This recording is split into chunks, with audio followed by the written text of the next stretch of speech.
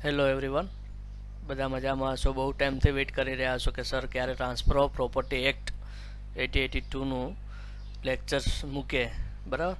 તો તમારા માટે હવે જે ટ્રાન્સફર ઓફ પ્રોપર્ટી એક્ટ છે એના જે આઈએમપી પ્રોવિઝન કહી શકાય એવા બધા મેં કવર કરી લીધા છે, મોસ્ટ ઓફ કવર કરી લીધા છે, જે આપણે આ લેક્ચર સિરીઝની અંદર જોઈશું. First, section 3 about the interpretation of clauses. તો કે ભાઈ movable immovable property transfer of એક્ટની અંદર જે છે એ બહુ આઈએમપી પોઈન્ટ છે કે ભાઈ ઇમૂવેબલ પ્રોપર્ટીમાં શું આવશે અને મૂવેબલ પ્રોપર્ટીની શું આવશે, બરાબર?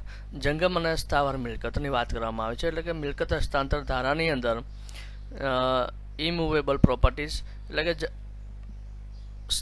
સ્થાવર મિલકત અને જે મૂવેબલ છે એને જંગમ મિલકત આપણે કહીએ છીએ. હવે જે એટેચ ટુ અર્થ છે એનો મતલબ જોઈએ અને પહેલાં ઇમૂવેબલ પ્રોપર્ટી શું છે એ જોઈએ. તો કે immovable property does not include standing timber, growing crops or grass, બરાબર? ઘાસ અથવા કોઈ ઊભું હોય, વાંસ ઊભી હોય તો એને ઇમૂવેબલ પ્રોપર્ટીમાં ગણવામાં આવશે નહીં. ને એટેચ ટુ અર્થ એનો મતલબ એ થાય ભાઈ જે રૂટ ઇન ધ અર્થ, જે જમીન સાથે જકડાયેલું હોય, as in the case of trees and shrubs એટલે કે નાના ઝાડવાઓ અને ઝાડ હોય એ જમીનથી જકડાયેલા હોય છે, બરાબર? Embedded in the earth as in the case of walls or building, જેમ વાત કરીએ એમ ઝાડ પણ જકડાયેલા હોય છે, નાના છોડ પણ જકડાયેલા હોય છે, તો એ રીતે એક વોલ્સ બિલ્ડિંગ્સ હોય છે એ પણ જકડાયેલું હોય છે. Attach to what is so embedded in the for the permanent beneficial enjoyment of that to which it is attach, કે ભાઈ જે વસ્તુ એવી જે પરમાનન્ટલી એટેચ હોય જમીનથી તેને ઇમૂવેબલ પ્રોપર્ટી કહેવામાં આવશે. Now section 5 about the transfer of property define. હવે ટ્રાન્સફર ઓફ પ્રોપર્ટી છે એ ડિફાઇન કરવામાં આવ્યું છે સેક્શન 5ની અંદર, જેની અંદર means an act by which a living person convey a property in present or in future to one or more other living person or to himself and one or more other living person and to transfer property is to perform such act. કે ભાઈ જે transfer of property કોને કરવાની? કે જે માણસ જીવિત હોય, જેને પ્રોપર્ટી ટ્રાન્સફર કરી શકાય ઇન પ્રેઝન્ટ એટલે કે અત્યારે વર્તમાનમાં અને ભવિષ્યમાં પણ, જે એકથી વધારે વ્યક્તિ, જીવિત વ્યક્તિઓ વચ્ચે થયેલો કોઈ પણ, એને આપણે કરાર પણ કહી શકીએ અથવા કોઈ પણ કરારની કોઈ પણ ડીડ હોય, બરાબર? ટ્રાન્સફર ઓફ પ્રોપર્ટી, એને ટ્રાન્સફર ઓફ પ્રોપર્ટી કહેવામાં આવશે. એની અંદર લિવિંગ પર્સનમાં શું આવશે કે ભાઈ જીવિત માણસોમાં શું આવશે? તો આની અંદર કંપની ઇન્ક્લુડ થઈ જશે, પછી કોઈ એસોસિએશન અથવા ફર્મ હોય એ પણ આવશે, અને કોઈ ઇન્ડિવિજ્યુઅલ પર્સન એટલે કે કોઈ સિંગલ પર્સન પણ ઇન્ક્લુડ થશે લિવિંગ પર્સનની અંદર, જીવિત માણસની અંદર. આ વસ્તુ ધ્યાન રાખવા જેવી છે.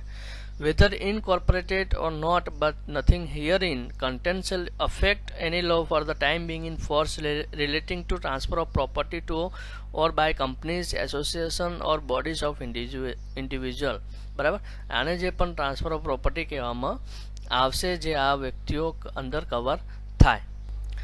Section 6 about what may be transfer. ભાઈ ટ્રાન્સફર શું કરી શકાય? તો property of any kind may be transfer whether it is movable or immovable, બરાબર? બટ એક્સેપ્શન આપ્યું છે કે ભાઈ કેવાની અંદર એ ટ્રાન્સફર નહીં કરી શકાય, બરાબર? તો જેની અંદર કોઈ heir apparent succeeding to an estate, ભાઈ કોઈ વારસાગત રીતે the chance of relation obtaining a legacy on the death of the kinsman, ભાઈ વારસાગત રીતે જો કોઈ એના રિલેશનમાં એને જો ટ્રાન્સફર થતી હોય પ્રોપર્ટી, સપોઝ કે એક્ઝામ્પલ આપણે લઈએ કે ભાઈ મારા દાદાની પ્રોપર્ટી છે એ પૌત્રની અંદર, પૌત્ર અથવા પુત્રને એ વારસાગત રીતે મળતી રહેલી હોય છે, બરાબર? તો એવી પ્રોપર્ટી છે that can not be transfer. Second, a mere right of re entry for breach of conditions, ભાઈ એવી રી એન્ટ્રી અથવા ફરીથી જો કોઈ એવી કન્ડિશન ઊભી થાય અને એવી કરવામાં આવે જે પોતાના રાઇટને હાનિકારક હોય અથવા રાઇટને વાંધાજનક હોય તો એ ટ્રાન્સફર થશે નહીં. અને easement can not be transfer apart from the dominant heritage, ભાઈ ઇઝમેન્ટ છે એને ટ્રાન્સફરમાં ગણવામાં આવશે નહીં, અને એ પાર્ટ પણ નથી આનો, બરાબર? All interest in property is restricted in its enjoyment to the owner personally can not be transfer by him. બરાબર. એટલે કે ભાઈ જે આ પ્રોપર્ટી છે એનો બધો અધિકાર રહેશે જે માલિક હોય એને, એટલે એ વસ્તુ એના માલિકના પૂરતી જ રહેશે ને એ ટ્રાન્સફર શક્ય નથી જ્યાં સુધી માલિકની ઈચ્છા ન થાય ત્યાં સુધી. બરાબર. આપણે ઇઝમેન્ટ એટલે સુખાધિકારનો. બરાબર. All properties or interest in the property restricted in its enjoyment to the owner personally cannot be transferred by him. જેમ પર્સનલી જે પોતાના માટે એન્જોયમેન્ટ માટે હોય એ રેસ્ટ્રિક્ટેડ હોય તો એ ટ્રાન્સફર થઈ શકશે નહીં. In the right to the future maintenance, ભાઈ કોઈ પણ ભવિષ્યની અંદર કોઈ મેન્ટેનન્સ માટે અથવા એના કોઈ પણ એનો manner of arising secure or determination can not be transfer. બરાબર. એટલે કે એના મેનરમાં કોઈ પણ વસ્તુ અરાઇઝ થાય તો એ વસ્તુ ટ્રાન્સફર થશે નહીં. A mere right to sue can not be transfer. જો એની સામે દાવો કરેલો હોય તો એ મિલકતને ટ્રાન્સફર કરી શકાશે નહીં. A public office can not be transfer. જો સરકારી ઓફિસ હોય અથવા પબ્લિક ઓફિસ હોય તો એને ટ્રાન્સફર કરી શકાશે નહીં. Nor can the salary of the public officer whether the before or after it is become payable. બરાબર. આ લોકોને જે પબ્લિક સેલરી આપવામાં આવે છે તો પબ્લિક ઓફિસ હોય એને ટ્રાન્સફર કરી શકાશે નહીં. Stipends allowed to militaries and civil pensioner. ભાઈ સ્ટાઇપેન્ડને પણ ટ્રાન્સફર કરી શકાશે નહીં, એને ટ્રાન્સફર પ્રોપર્ટીમાં આવશે નહીં. No transfer can be made in so far as it is oppose to the nature of interest affected thereby. કોઈ પણ એમના નેચર ઓફ ઇન્ટરેસ્ટની અંદર કોઈ પણ વ્યક્તિની અફેક્ટ થશે તો એ વસ્તુ ટ્રાન્સફર કરવામાં આવશે નહીં. Unlawful object or consideration within the meaning of section 23 of Indian contract act. અહીંયા ઇન્ડિયન કોન્ટ્રાક્ટ એક્ટની હેઠળ જે અનલોફુલ ઓબ્જેક્ટ અને કન્સિડરેશન્સ હશે તો એવી વસ્તુ ડિસ્કોલિફાઈડ થશે એ પર્સનને. બરાબર. અને એ ટ્રાન્સફર થશે નહીં. Nothing in this section shall be deemed to authorize a tenant having an untransferable right to of occupancy the farm of an estate in respect of which default has been made in the paying revenue or the leases of an estate under the management of court of wards to assign his interest as such tenant farmer or lease. એટલે જે farmer અને જે lease ઉપર વસ્તુ આપી હોય તો એ વસ્તુને ટ્રાન્સફરેબલ નથી જતી, એને કોર્ટના ઓર્ડર દ્વારા કરવામાં આવે નહીં ત્યાં સુધી. Now section 7 about the person competent to transfer. કે ભાઈ કેવા પર્સન લાયકાત ધરાવી શકે છે કે ભાઈ અથવા કેપેસિટી છે એની કે ભાઈ એ લોકો ટ્રાન્સફર કરી શકે. ઇવન એ પર્સન કમ્પિટેન્ટ ટુ કોન્ટ્રાક્ટ, કે જે માણસ એક તો કોન્ટ્રાક્ટ માટે એલિજિબલ હોવો જોઈએ. એન્ટાઇટલ ટુ ટ્રાન્સફર પ્રોપર્ટીઝ, એટલે ભાઈ પ્રોપર્ટી એ વેચી શકે અથવા લઈ શકતો હોય એવો હોવો જોઈએ. Or authorise to dispose of transfer property not is own. બરાબર. એટલે એની ઓથોરિટીઝ હોવી જોઈએ કે ભાઈ એ પ્રોપર્ટીને ડિસ્પોઝ એટલે ના પણ કરી શકે, ટ્રાન્સફર અથવા કરી પણ શકે.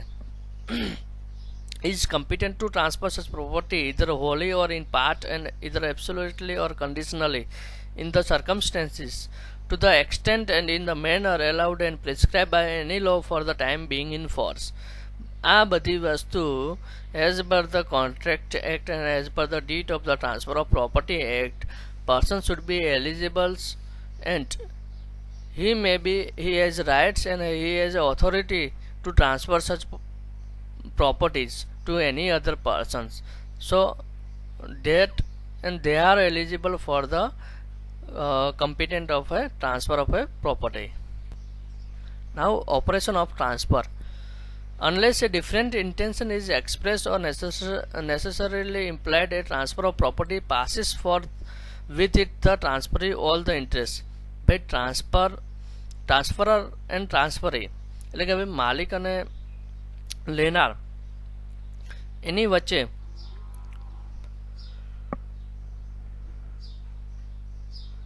જે કરાર થયેલો હોય છે કે ઇમૂવેબલ પ્રોપર્ટી છે તો એની અંદર જે એને એટેચ હશે, જે જકડાયેલી છે એ વસ્તુ ટ્રાન્સફર નહીં થાય. બાકી એની અંદર ઓપરેશન ઓફ ટ્રાન્સફરની અંદર શું શું વસ્તુઓ ટ્રાન્સફર થશે અને એ ઇમ્પ્લાઇડ જે એની કન્ડિશન છે, એક્સપ્રેસ અથવા નેસેસરી ઇમ્પ્લાઇડ જે ઇન્ટેન્શન છે એ બધી વસ્તુ એની અંદર પ્રોપર્ટી લીગલી એમને ટ્રાન્સફર થશે. Such incident includes where the property is land.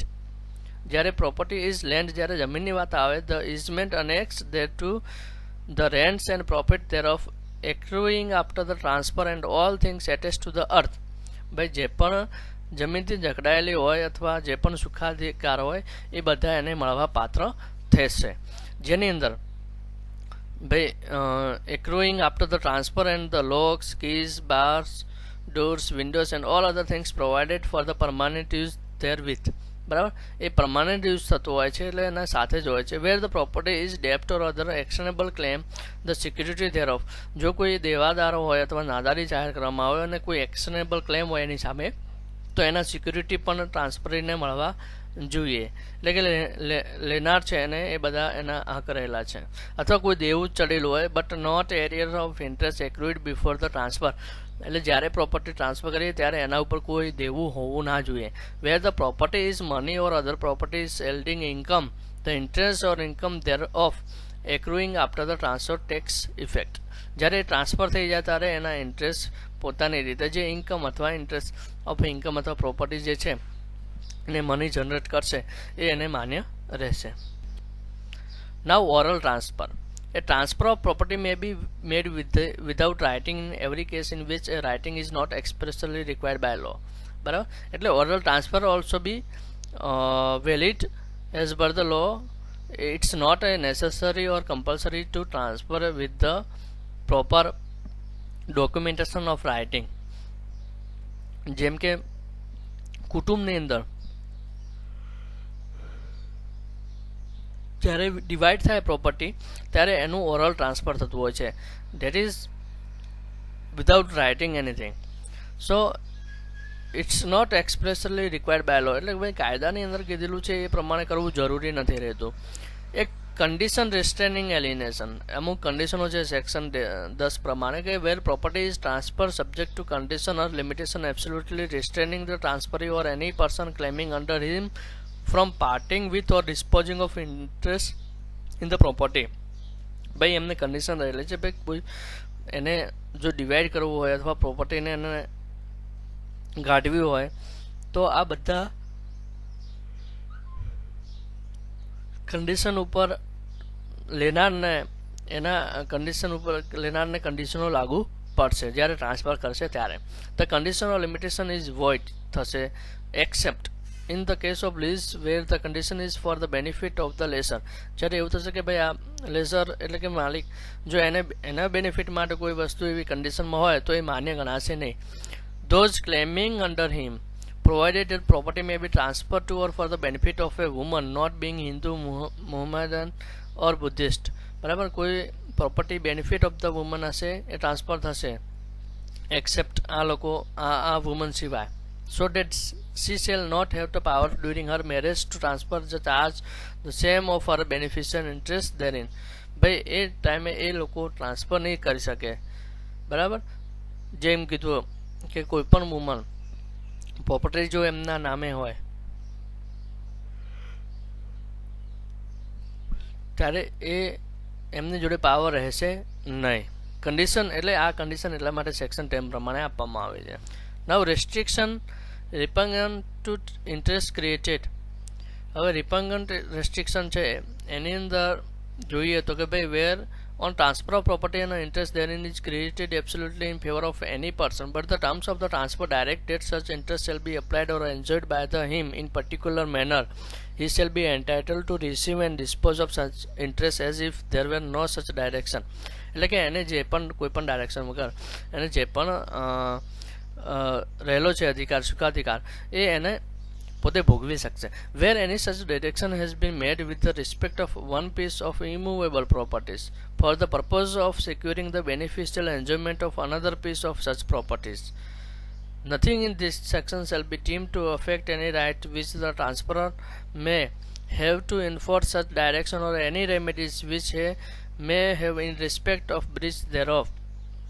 જ્યારે આવા કન્ડિશનની અંદર જો રેસ્ટ્રિક્શન રિપંગન્ટ ઇન્ટરેસ્ટ હશે તો એની અંદર આવી રીતના બેનિફિટ એમને મળશે નહીં અને ઇમૂવેબલ પ્રોપર્ટીની અંદર એ ટ્રાન્સફર જોડે જે છે એ એના અધિકારો રહેશે. condition making interest determinable or insolvency or attempt to alienation. જ્યારે કોઈ નાદારી દેવાદાર જાહેર થાય અથવા કરવામાં આવે અથવા એ હોય તો એની કન્ડિશન સાથે અથવા એને ટ્રાન્સફર થઈ શકશે. It's where a property is transferred subject to a condition or limitation making any interest therein. એટલે જેમ વાત કરીએ એમ લિમિટેશન એના ઉપર મૂકવામાં આવશે. reserve or given to or for the benefit of any person to seize on his becoming insolvent or endeavoring to transfer or dispose of the same, such condition limitation is void. જ્યારે આવી વસ્તુ મિલકતનું dispose કરવામાં આવે ત્યારે એની condition અને limitation છે એ વ્યર્થ થઈ જશે. Nothing in this section apply to the condition lease for the benefit of the lessors or those claiming under him. એટલે આની અંદર કોઈ બેનિફિટ રહેશે નહીં માલિકને અથવા કોઈ પણ એની અંદર ક્લેમ જેને ઊભો કર્યો છે તેને. Now section 13 about the transfer of for the benefit of unborn person. અજાત પર્સનને શું બેનિફિટ છે જ્યારે પ્રોપર્ટી ટ્રાન્સફર થાય ત્યારે. Where on transfer of property and interest therein is created for the benefit of a person not in existence at the date of the transfer, subject to a prior interest created by the same transfer. The interest created for the benefit of such a person shall not take effect unless it extend to whole of the remaining interest of the transferor in the properties.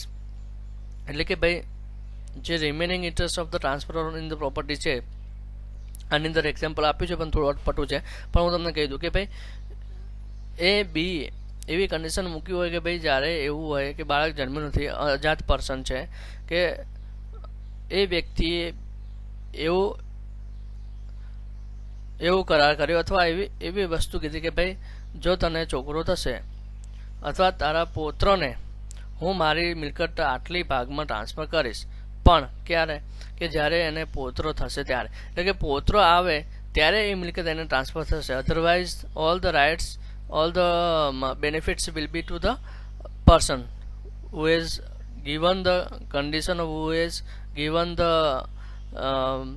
શરત આપણે કહીએ કે એને શરત આપી હોય તો એ પ્રમાણે જ્યાં સુધી જ્યાં સુધી ઘટના નહીં બને ત્યાં સુધી આ શરત લાગુ પડશે નહીં. બરાબર, એટલા માટે અનબોર્ન પર્સનને બેનિફિટ રહ્યો.